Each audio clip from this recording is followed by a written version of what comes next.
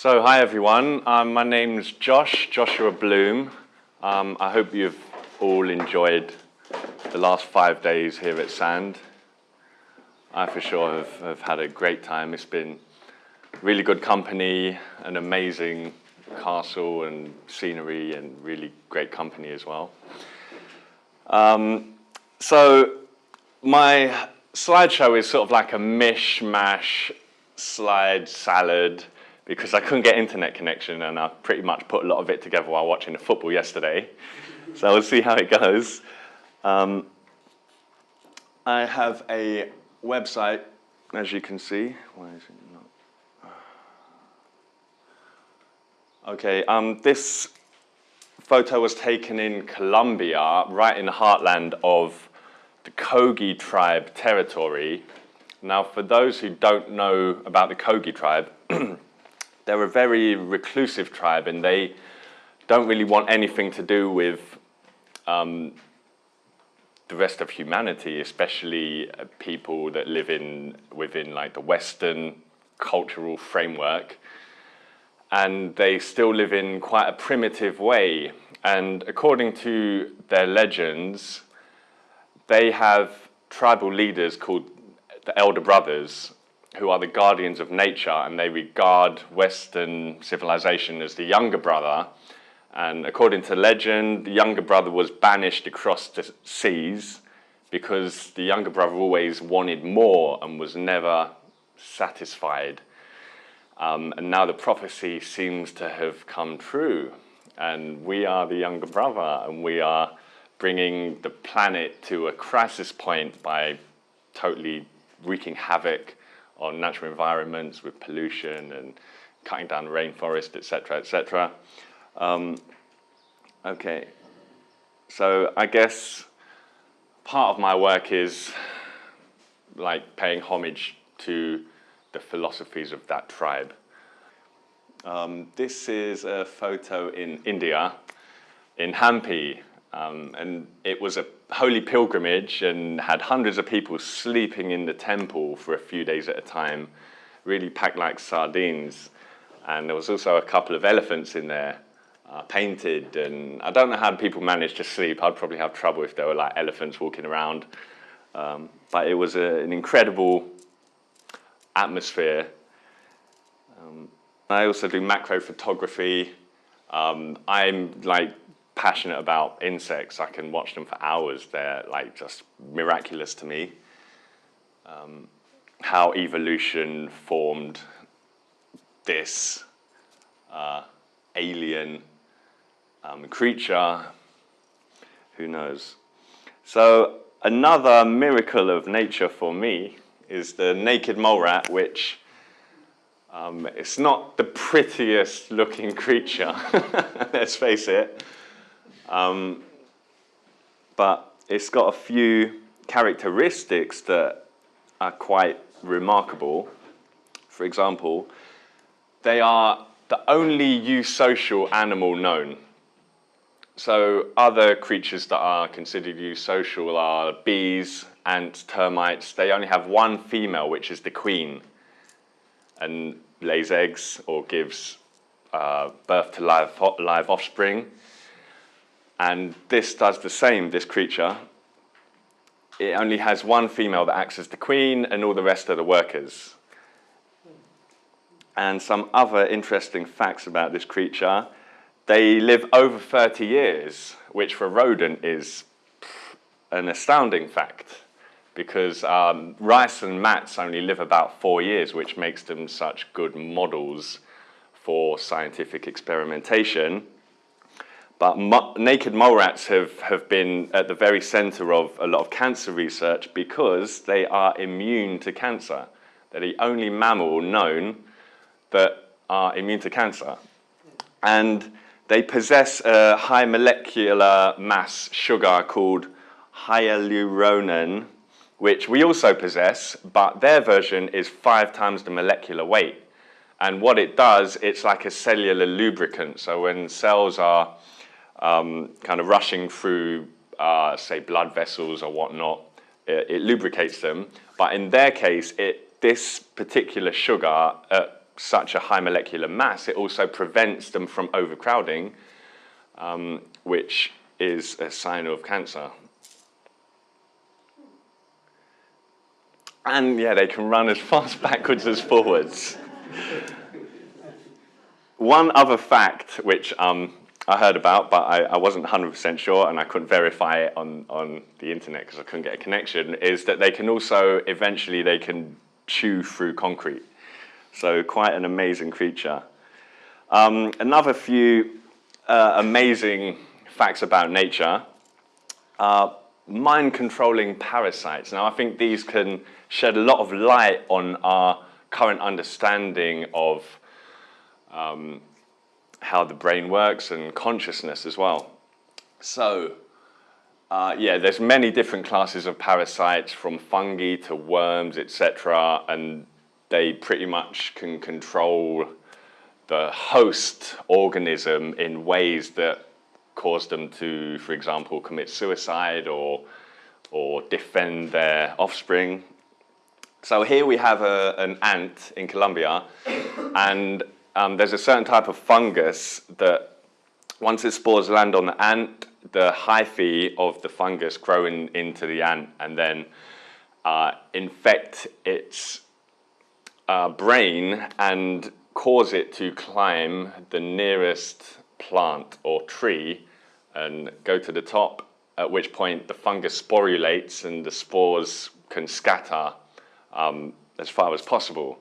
So how the hell a fungus can control an ant's biology and consciousness in such a way to get it to enact this is quite astonishing. Another parasite, I believe this is a wasp. It lays its eggs on caterpillars and, no, sorry, it might be a wasp. I couldn't verify that one either. But it's a parasite, and basically it infects the caterpillar, and then the caterpillar protects the eggs, and every time a predator comes close, the caterpillar just flinches and scares it off. This you might be more familiar with. It's called Toxoplasma gondii, and the infection is called toxoplasmosis. And what it does, it infects rats and cats, well, rats or mice and cats, and rats and mice are terrified of cats. If they smell even cat's urine, they'll like freak out and like just leave a dwelling or whatever. And when infected by this, they are caused to actually like become sexually attracted to to the cat smell. So they then subsequently get eaten by the cat, and then the life cycle of the parasite continues because they sexually mature in the cat. This one's very interesting. This is a type of fluke, which is like a flatworm, and it infects snails during which they proliferate asexually, and then the snail sheds the larvae in like slime globules, and ants feed off of that. They often like drink the water from the snail slime, and they get infected, and then they emerge as the full-grown fluke in the ant, and an ant might contain like a few dozen of these, and some of the flukes would go directly to the brain and control the ant's behavior and cause it to climb the nearest blade of grass. But interestingly enough, they'll only do it at night, and they'll go to the top of the grass and wait there to be eaten by a cow or other kind of animal, and then its life cycle will continue, and they'll sexually reproduce in the cow. But it can control the ant's behavior and make it only climb the blade of grass at night, because if they did it at day, they'll dry out and die. So when the sun rises, it makes the ant climb back down the grass. Okay, so evolution. What do we know about evolution? Our current understanding is that it's governed by 4 forces. Mutation, which we're probably very familiar with. So you've got the DNA ladder, so to speak, and it's made of 4 different types of nucleotide bases. A mutation is literally just can be a change in a base, or a deletion, something like that, which ultimately can change the gene and the expression of the gene. We have gene flow, which is not quite as profound in evolution, where populations, it's a bit of a mouthful, but the different genes can be spread through different populations via migration, for example. And then we have genetic drift, which is even more of a mouthful. I'll skip that one. Natural selection, survival of the fittest. So these are widely regarded in consensus science as being all that is needed for evolution, all that was needed to get the most simple life form to the current state of humanity. Now, I really struggle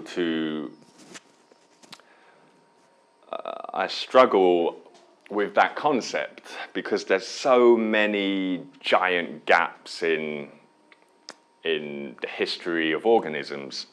So if we take, for example, the evolution of the eye, it began with like cells evolving to become photoreceptive, so they can detect light. And then they sort of formed like a pit, so it will know which direction light's coming from.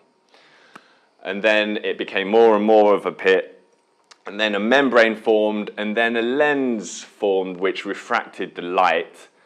And then on the final one, there seems to be a huge jump where like a lens, a single lens, which is malleable and can become like stretched by muscles, can focus the light as well as any camera lens. And like that's a very like top of the range camera, and that lens has like I think 5 different elements. We only have a single lens in our eye, and there just seem to be so many jumps in evolution like this, which there don't seem to be missing links in fossil records at the moment. I'd also like to point out the gut microbiome. So there are approximately 37.2 trillion cells in the body, and about 10 times more bacterial cells than human cells, most of which reside in the gut. Now, there's a dozen or so bundles of nerves which link the brain to the peripheral nervous system, i.e. the rest of the body, and one is called the vagus nerve, which is byway, so we can communicate with the gut and receive electrical impulses in the opposite direction back up to the brain. And I don't know if any of you guys have drank ayahuasca, but I was chatting to Chris. Oh, he's just arrived. I was chatting to Chris the other day and mentioning the possibility that a lot of our behavior might be governed by the bacteria in our gut, because they have this kind of bilateral communication pathway to our brain. And after drinking ayahuasca, it literally flushes you out, and you feel like reborn, and you get like you're much more present. So it could be like you have a lot of kind of pathogenic bacteria in your gut, which, like the insects I mentioned before, that become controlled by the parasite that infects them. Perhaps to some degree that is occurring with us, but I don't think there's any conclusive evidence for that yet. But I also got in a discussion with Chris about the potential of the energetic fields. Now, he mentioned when flatworms, they did a study with flatworms and they cut them in half, and usually they'd grow a tail as normal, and like one that's cut in half leaving a tail would grow a head. Now, when the electric field around these flatworms was manipulated, they'd often grow like another head, so they'd have 2 heads. So the electric field clearly plays some part, but this is all very new research. So probably the biggest miracle of all. I'd say this and consciousness. I have a question before we move on from the microorganisms to the universe. Have you looked into at all the mitochondrial? Since you also mentioned the energetic or the electromagnetic fields, the role of mitochondria and in sort of communicating or linking up your body and allowing a field to emerge, which is a whole body field, because you have mitochondria essentially in every cell. And they're heavily concentrated along, in all the chakras, generally speaking. But they are kind of there's some research that's coming up with the role of mitochondria generally. Like what does it do? And it turns out to be quite a bit more than we thought it did. Yeah. Like when you do breath work, you're manipulating mitochondria essentially. They're not in red blood cells though. But also microtubules, I think, play probably quite a huge part in consciousness and other processes that we're not aware of at the moment. So yeah, one of the biggest miracles of all has to be the Big Bang, which is also viewed like consensually as being fact amongst the scientific community. So the Big Bang, what is the Big Bang? All matter and energy spontaneously erupted from nothing, not even a singularity, nothing. So all the energy and matter in the whole universe appeared for no apparent reason from nothing. And as Terence McKenna once said, the whole of science rests on the premise that give us one free miracle, a la the Big Bang, and we'll explain the rest. And then we've got potential, what could potentially happen down the line. The Big Rip, which would be the universe continually expanding and forming, ripping into like multiple universes. External expansion, I mean, we're seeing dark energy causing galaxies, the universe, to expand, accelerate in its expansion, and potentially it could just expand forever. And another possibility, the Big Crunch, where the expansion eventually stops and it starts contracting and becomes another singularity, and another Big Bang occurs, potentially. So, Newtonian mechanics. It's a material mechanistic framework for explaining reality, and this falls into classical mechanics alongside Hamiltonian and Lagrangian mechanics. So here we have the three laws. So if you don't apply a force to an object, it will stay in motion at constant velocity, etc., etc. And of course, when Newton had the famous eureka moment, when an apple fell on his head, and the laws of gravity came to him. And I'd like to add that Newtonian mechanics is accurate to about 6 or 7 significant figures. And then Einstein came along and realized that when in motion, approaching light speed, the laws of Newton fall apart. They're no longer sufficient. So he had to come up with another theory and developed special relativity. And interestingly enough, Bruce Damer told me this a couple of months back, that after he wrote the 3 papers of special relativity, he crashed for 2 weeks and didn't leave his bed. So he just channeled pure creative energy for a few months on end to get this paper written, and then just after that immediately crashed and couldn't do anything for 2 weeks. Yeah, and it's accurate to 12 significant figures. So here we can see a representation of how special relativity works relative to the observer. So if you're like at the apex of the cone, like there, you'd only see what is in the cone above or experience what is within the cone below, because everything else would have to be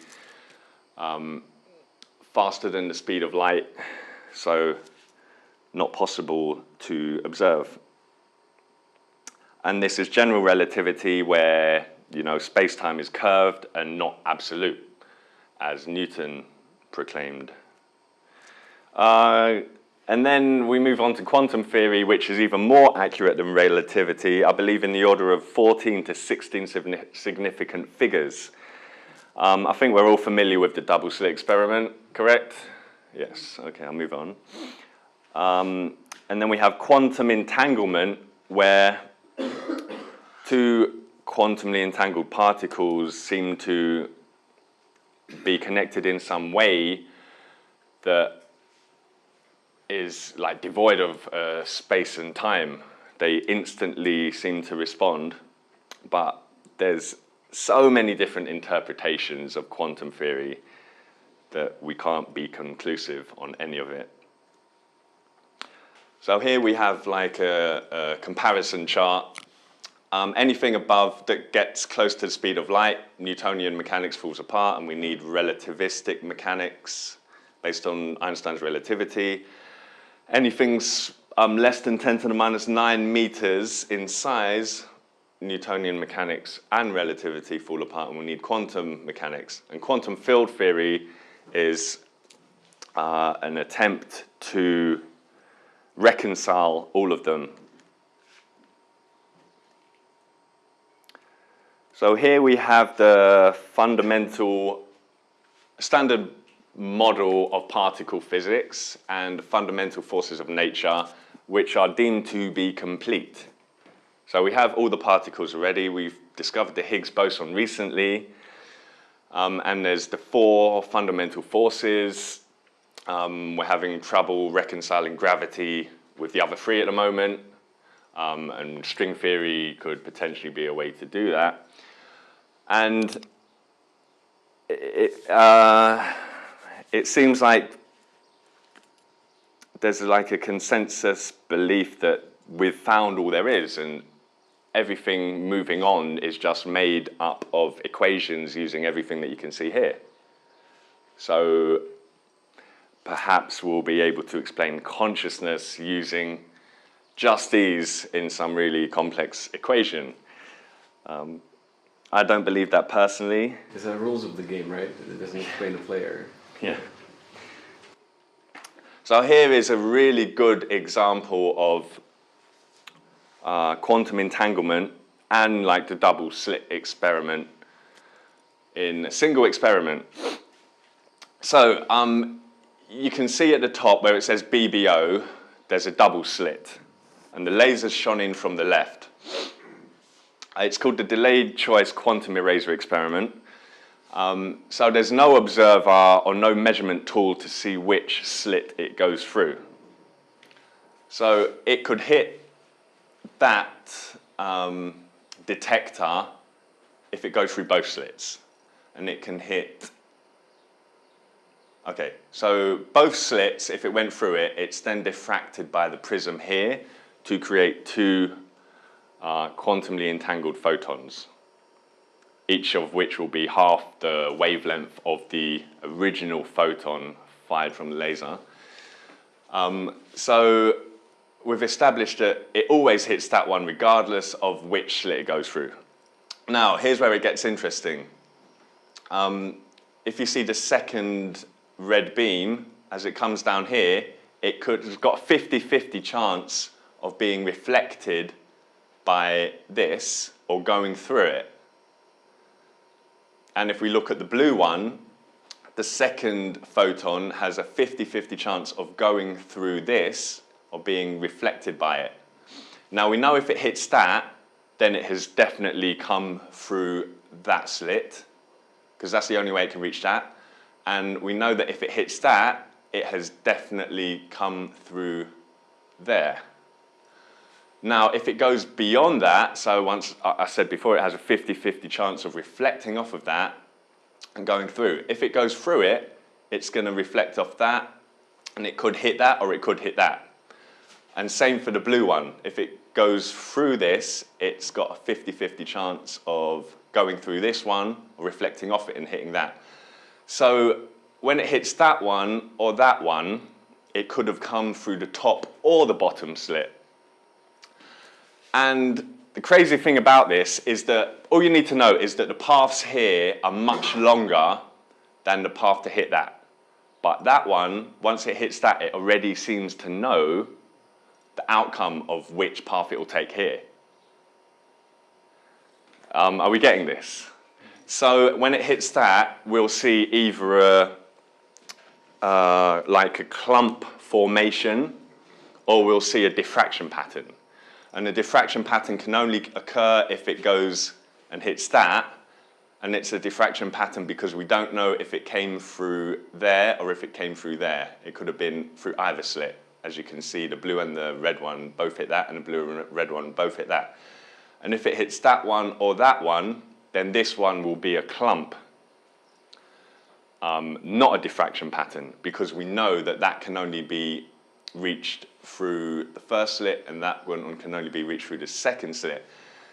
But we received the result here before the other photon has hit any of these.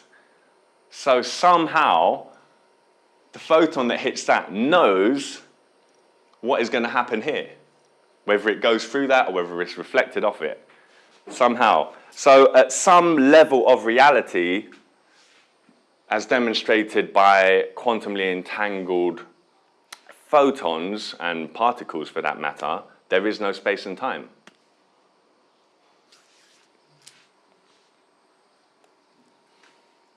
Okay, I'm moving on to consciousness.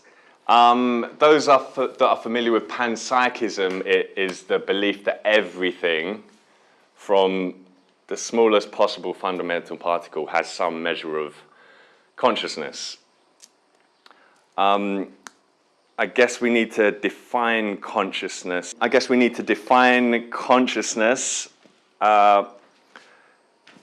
need a biological substrate for consciousness?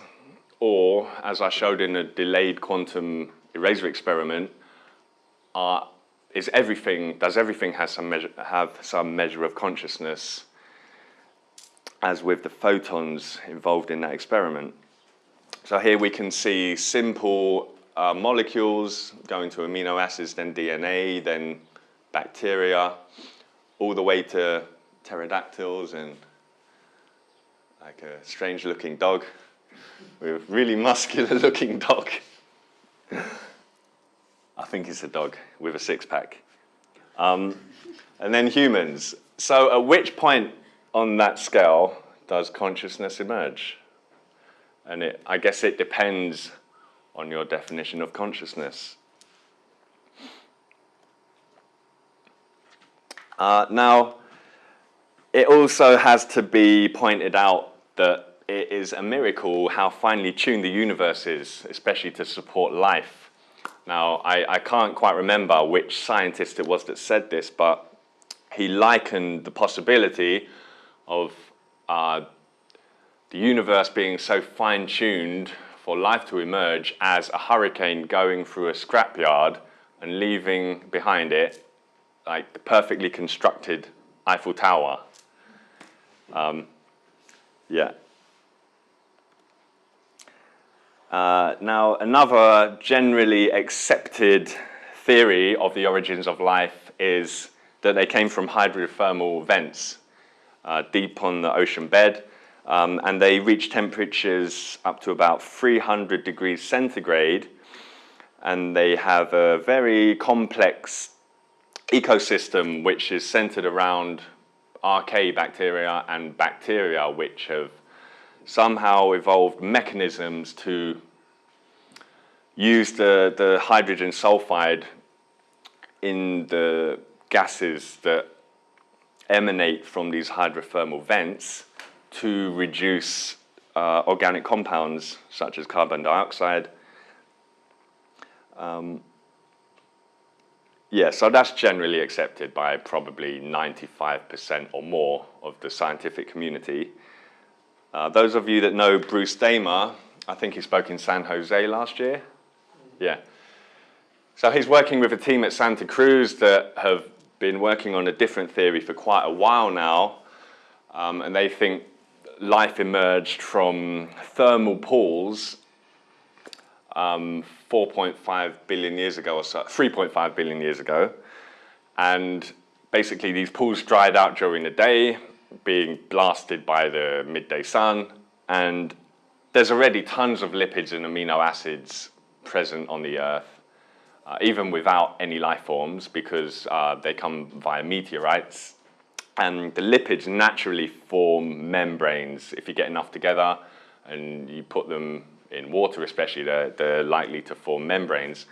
And they, as the pools dried out, these membranes would kind of like compress together, and occasionally some complex molecules would get trapped between them, and then they'd get hydrated again during the night and then dry out in the day, and it will keep going like millions of times over until the molecules that got trapped between got more and more complex.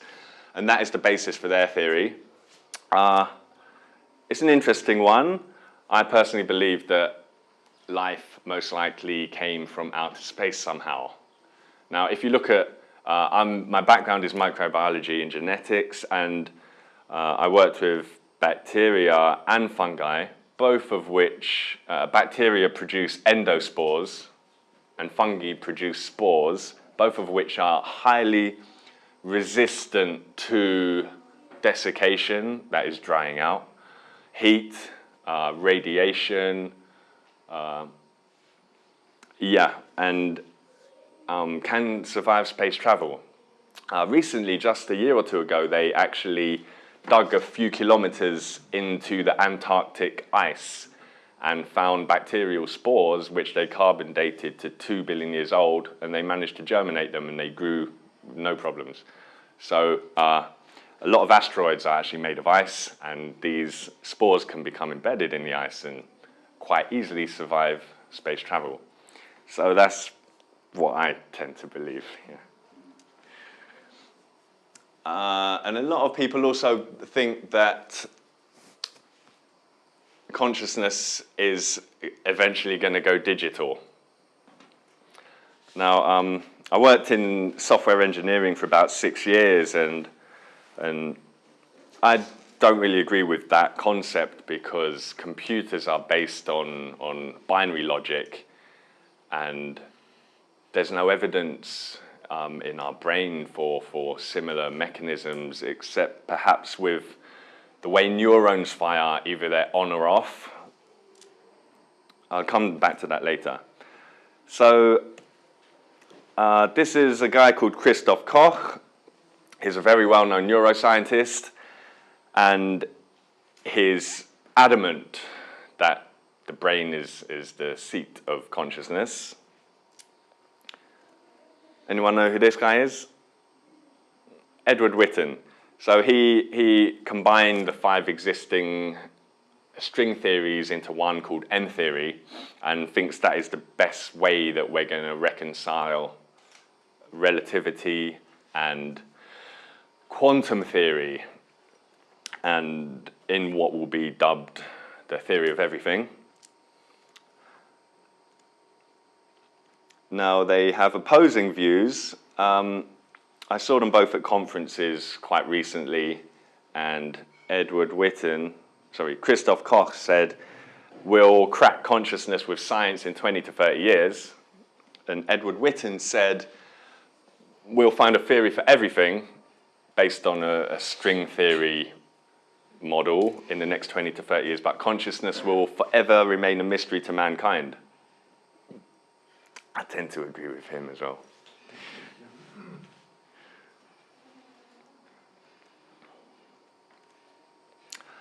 I'd just like to point out that our perceptions are extremely restricted. So if you look at the electromagnetic spectrum, we can only detect via our retinas everything lying between 400 and 700 nanometers in wavelength. Now, the spectrum extends far beyond that in both directions. I think there's no limit. If you go beyond gamma rays, you can eventually get to cosmic rays, which have astronomical energies. They've been likened, like one particle, they can be similar to alpha particles or gamma rays, so they can be photons or particles, and their energies are equivalent to like someone, a professional tennis player serving a tennis ball, like the same energy as that tennis ball, which travels at about 120 miles per hour. And a single photon or particle of a cosmic ray can have the same energy as that. So I think what damage it could do if it was to hit you.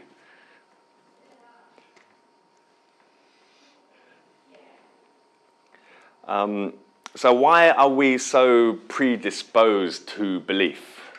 I mean, I don't think the rest of the animal kingdom really believe in much at all. If we examine Abrahamic religions, they're very rigid in their dogmatic views. And I was actually raised half Jewish and half Christian. My dad's Jewish and my mum's Christian, and so my dad took me to like the most ultra-Orthodox Jewish synagogue with like serious Ashkenazi Jews with beards and sideburns, and I just stood out like a sore thumb. I don't know why he took me there. And they were all like, you know, praying, Baruch atah Adonai, and I'd just be like, I don't understand a word, what am I doing? And then my mum used to take me to evangelical African churches on Sunday. Yeah, just like full of African people. And once again, I didn't really fit in there either. And I was like, Mum, what are you doing? Bring me here. But I got quite interested in perspectives on the two religions. In later life, during my 20s, I did a lot of traveling in Asia and India, and I guess the Eastern wisdom traditions resonated with me a little bit more than the Abrahamic religions because they seem to be more in harmony with nature. Perhaps the quote in the Bible where it says that humanity should be dominant over all other animals didn't quite reside with me. Here we have Ramana Maharshi, who, as I pointed out to you the other day, he said, the mind is Maya, the mind is an illusion, and that's been covered a lot here in the talks, and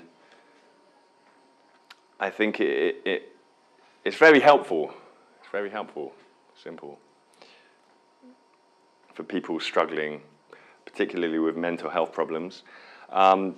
This is the guy, Sogyal Rinpoche, who wrote the Tibetan Book of Living and Dying, and he likens the ego to, he says there's two beings living within each and every one of us. One is the ego, and one is our true inner selves, which rarely makes an appearance.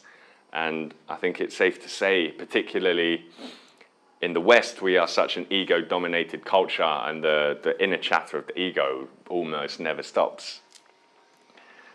This is Maharaji, who, if you've read the book by Ram Dass, Be Here Now, he goes to see this guy, and Maharaji calls him out from the crowd and says, you have some medicine with you. He had like tons of acid, LSD with him. And he's like, give it to me. And he just grabbed a load and necks it. And everyone's like, oh dear, what have we done? And nothing happened.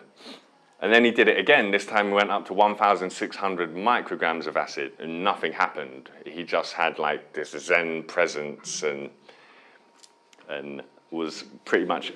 Do you believe that's possible, given that it disrupts your cognitive mind to the point that you can't even, speak, let alone, Well, apparently Alan Watts, he spoke non-stop. He'd never stopped talking. And so some of his... I think Tim Leary gave him LSD. They couldn't observe any effect. He just continued talking. Then they gave him DMT, and he shut up for 10 minutes. And then when it wore off, he just continued talking where he left off from. Shiva, the destroyer and creator of universes. I'm not sure why I put that one. And Buddha. Okay. And yeah, I mentioned to Mehul that we're both actually going to the Kumbh Mela festival in India next year when these guys come out to play. Now, these are sadhus, which are truth seekers, and they often renounce their ties to, you know, conventional society and all their material possessions and go off to live in caves in the Himalayas and in the jungle in search of truth, which is, I think, another reason why a lot of us are here. We're seeking truth and answers and, I guess, some measure of inner peace. And so these people come out once every 3 years for the Kumbh Mela festival, where they gather along the Ganges and get up to what sadhus get up to, like cover themselves in ash from funeral pyres and drink from human skulls and levitate and stuff like that. Yeah. Shamanism has been a particular fascination of mine in recent years. Now, about 10 years ago, I worked in a drug and alcohol rehab clinic for 2 years in Camden, London, which is probably one of the worst places in the world, at least in Europe, for drug and alcohol addiction problems. And after 6 months, it became pretty obvious that the conventional methods in Western medicine and psychology were not particularly effective. They often, like the pharmaceuticals administered, were pretty much just like putting a Band-Aid over a bullet wound. You know, they'd kind of stem the flow of blood, but the bullet's still in there. They're not really reaching into the root cause. And in my opinion, shamanism goes a lot deeper. And so shamans have existed in countless different cultures all around the world. And many of them use chanting and drumming and going into trance-like states, and also psychedelic, entheogenic plant medicines such as ayahuasca, San Pedro, peyote. More recently, the toad, Colorado River toad, which contains a very potent psychedelic called 5-MeO-DMT. And we had Pim the other day talking about the near-death experience. And I was, I guess, I'm not sure if I was lucky or unlucky to have experienced one. About 10 years ago in India, I had dysentery, and I kept collapsing, and then I collapsed and I went into this, like I saw the white light and I couldn't feel my whole body. It felt like, I've written about it. And the sensation in my body I likened to when I accidentally exploded a small stick of dynamite in my hand and the whole thing went numb. I could have like put a knife through it and wouldn't have felt anything. It was like my whole body. And I was blind, but there was this intense white light, like I was looking into the sun, and it came from within and everywhere without. And I thought I was going to die. And I put all my conscious effort, all my conscious energy into maintaining life and breathing. I was like suffocating. And then after some time, I was like, I'm ready to go. And I started to drift and just go with the flow. And it lasted several hours, and I felt a distinct presence, like another consciousness was there. It felt like maybe some ancestors or God, if that's your belief. And eventually it was so blissful, but I was like ushered back. I felt there was like someone telling me that I should come back, and I did eventually come back, and it took about 20 minutes or so for my eyesight to fully return. So first I was seeing like very few colors and everything was pixely. And I was like, okay, I'm going to return, but I'm going to be like severely paralyzed and almost blind. But eventually all my faculties returned, and I was like, I had no signs of the illness anymore. And a few months after that, I tried 5-MeO-DMT, and it was an almost identical experience. And it's used by certain shamans to treat addiction and is very effective for addiction and certain other mental health disorders, because I guess once you've been through the dying process, you realize there's nothing as bad as dying, and like whatever problems we had before are nothing, because you've just come through, you've just been reborn, and all your anxieties and problems are washed away. So can the classical scientific universe, which is underlined by Newtonian mechanics, exist with shamanic beliefs? So the Newtonian mechanical, or I think I should say classical mechanical, because it's there's variations of it, as mentioned before.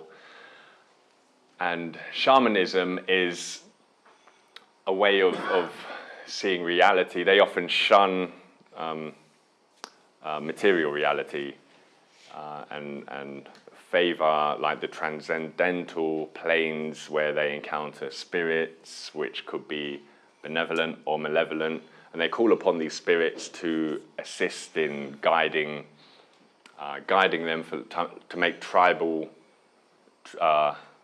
decision making and for healing purposes as well. So I explained before that Western medicine often, when medicine is prescribed, it just deals with side effects of a deeper issue, which is often not addressed in Western psychology and medicine. And shamanism goes very, very, very deep into the psyche and can often unearth and uproot past traumas that we weren't even aware that existed. So a friend of mine, she was actually a psychedelic therapist for many years, and then she went to prison because she got caught, and she came out and wrote a book, and she never touched a psychedelic until she was about 50, and the first one she touched, which I wouldn't really classify as a psychedelic, but it's almost there, MDMA. So she took MDMA, and she had a vision of her father laying in a pool of his own blood in the bathroom, and she couldn't understand why she had that vision. So she went to her mum, and her mum told her she came across her father's dead body. The father was murdered, and she was the first person to stumble across the body. And she had no recollection of her father at all until she took the MDMA, so it was so deeply repressed. But once that memory resurfaced and she was able to process it, a lot of these negative behavioral patterns were also released. So she hated being touched, and she was really snappy with people, and they were attributed to the father issue, and it all came out through the MDMA. Now MDMA works by repressing the amygdala, which controls the fear response. So you have pretty much zero fear and a lot of love for everyone, maybe too much love, if there is such a thing as too much love. So where does the ego come from? Now we're often trying to look for egoic patterns in fMRIs and EEG scans, and it has in a way been localized by the team at Imperial College London. Now they've been doing psychedelic research for many years now, and Robin Carhart-Harris, the lead investigator, he refers to the egoic state as the default mode network, which we reside in generally when we're doing like the 9-to-5 job, just most of the time in daily life. And interestingly enough, on psychedelics, so you see at the top, there's a lot more blue regions lit up, and at the bottom there's a lot less blue regions lit up, and those form part of the default mode network responsible for egoic behavior, and a lot of those are shut down when under the influence of magic mushrooms. Aha, okay, so there's been a lot of talk here about AI and comparing the brain to a computer.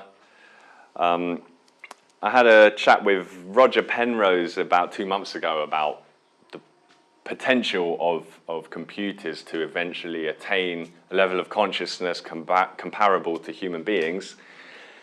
And he doesn't think we'll ever get there. I don't think we'll ever get there, not even with quantum computers, because I don't personally think that the current understanding of how nature works at its most fundamental level is extensive enough to explain consciousness.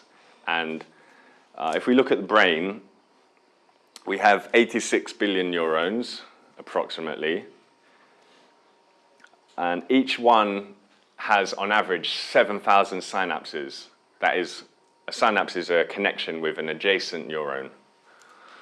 So if we multiply that up, and over 50,000 neurotransmitter substances, so if we multiply 86 billion times 7,000, we get about 602 trillion connections between neurons, which can be construed as like a transistor in a computer. And so 602 trillion is, I think, about the same amount as all the switches or transistors in all the computers, in all the networks in the world combined. We might have surpassed that recently based on the rate of technological advancement, but it's about the same. And there are those that say, therefore, the internet is now conscious. In essence, such people that tend to believe that computers, the brain works like a computer, therefore, consciousness can be reduced to some sort of algorithm based on neurochemical and electrical patterns of fluctuation.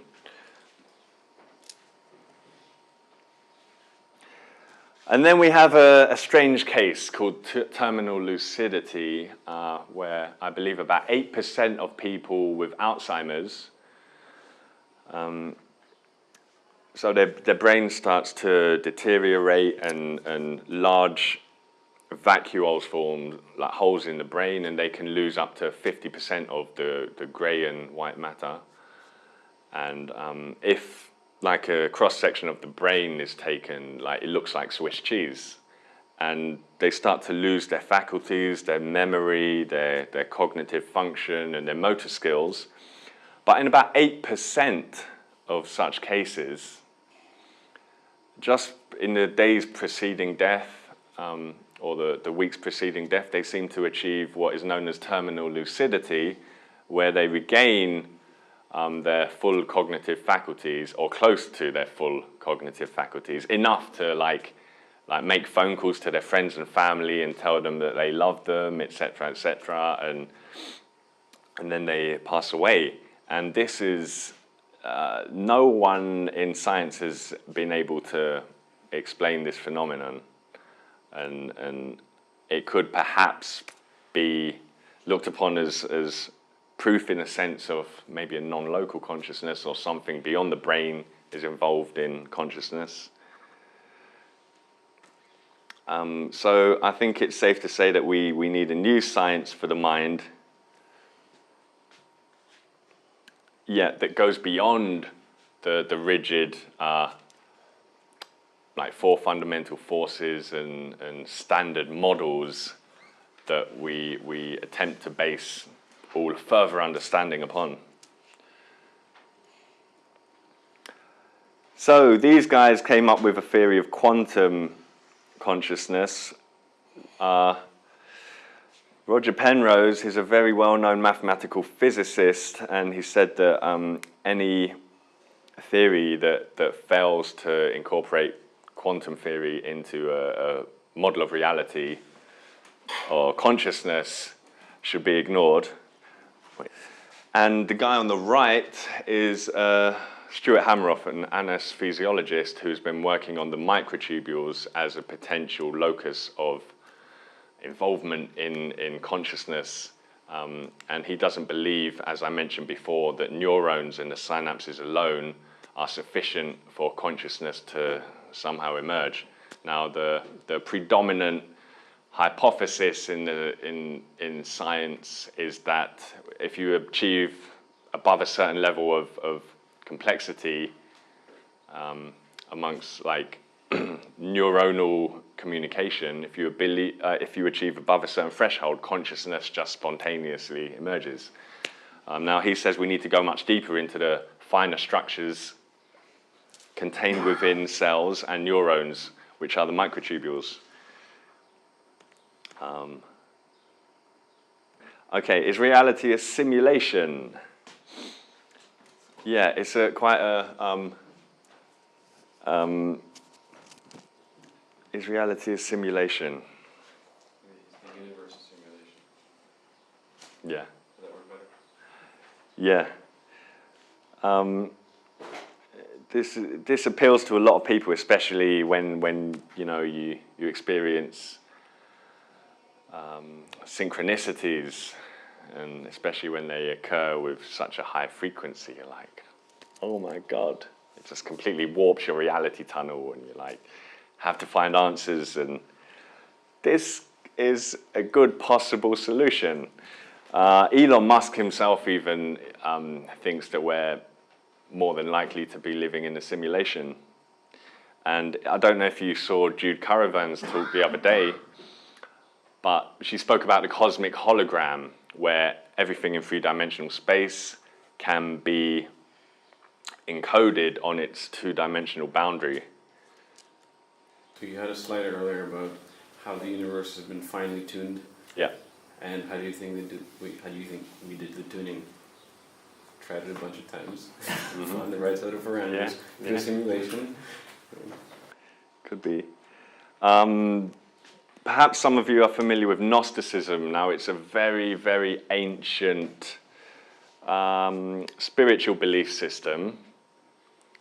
It's a little bit scary as well. Whenever I read up about it, I get the heebie-jeebies. But basically, they believed that like the demiurge was like cast out from heaven or wherever the other gods resided and created the universe to entrap human consciousness, because we have the ability to transcend and be at one with God, or whatever you want to call it.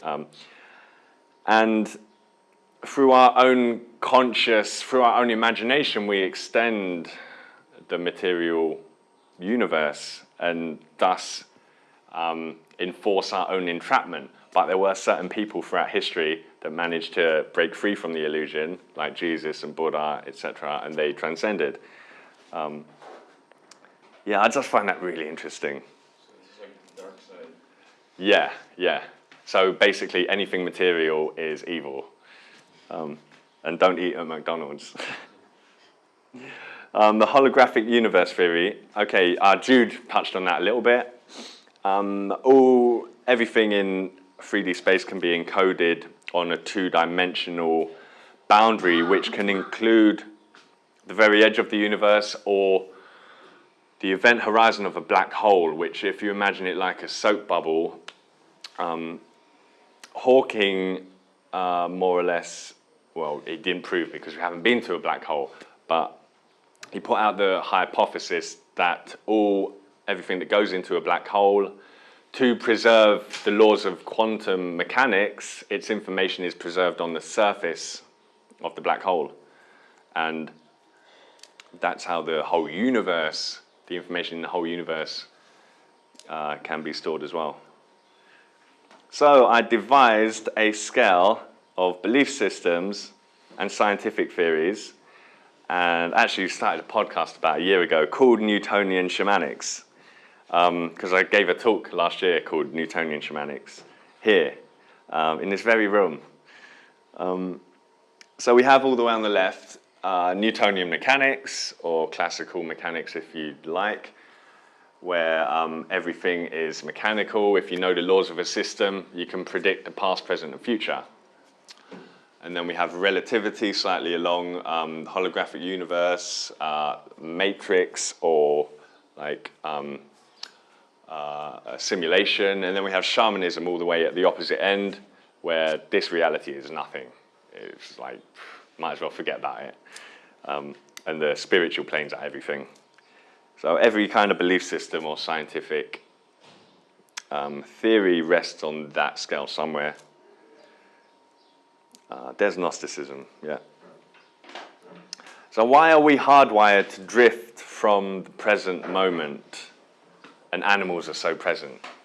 They're like super duper present. I mean, if you stare at an animal in the eyes, like it's just, there's no thinking, it's just like, yeah. And we have like 1,000,001 thoughts going on constantly. So yeah, we don't have any natural predators anymore, and I think it's safe to say also that we're getting more and more in thought than ever before. And if you look at the incidences of PTSD in Africa and India, for example, they're only about 1%, and in America it's like about 6 or 8% now. It's so much higher because we're just so bombarded in the West by advertising and just stimulation, like social media, etc., etc.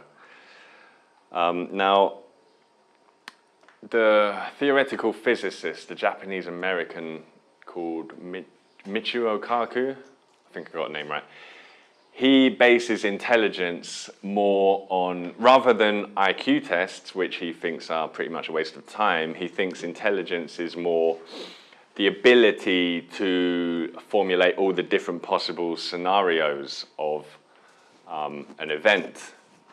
So, for example, like a bank robber might be super smart because they can outsmart the police. They can just see all the possible potential scenarios and outsmart the police.